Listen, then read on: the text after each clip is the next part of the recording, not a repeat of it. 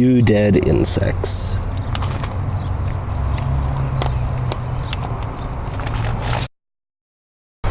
Well, I just got back last night from RallyCross Fest over at Dirt Fish outside of Seattle.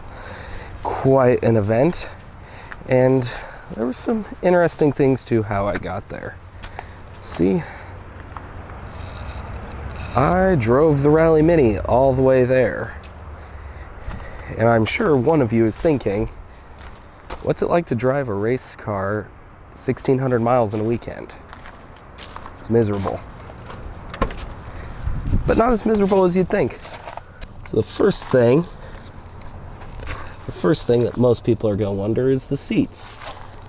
How terrible are the seats to ride in? Not bad. I actually never had anything fall asleep. I wasn't uncomfortable. These OMPs are actually really nice. HTER. If you're going to road trip in a race seat, I recommend these ones. They're pretty good. The parts that make it miserable: no dead pedal. Would have liked that. I may actually build one for myself. Number 2, it's a race car. The air conditioning does not work. All I have is this vent, which can put a lot of air onto me, but it's still not air conditioning.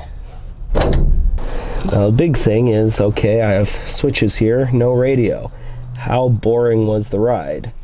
Well, if you look down there, that's a speaker. And there's 3 more in here. I should get rid of them because, you know, extra weight and all of that, but I'd drive myself insane if I were to go that far without music or podcasts or whatever. So I have hidden in the Mini's secret compartment. Come on. There we go. Dun da da da.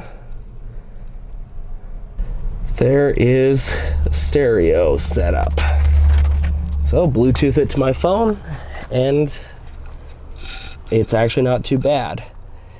Now, the other question of how the hell do I drive this to a rally event because of tires? Well, they just barely all fit in here.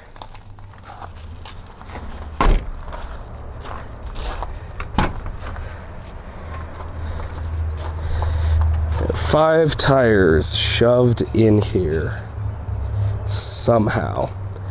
But they all stay stable and block me from seeing out the rearview mirror.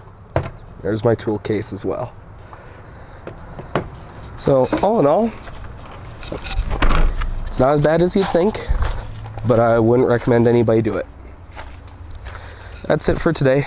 See y'all.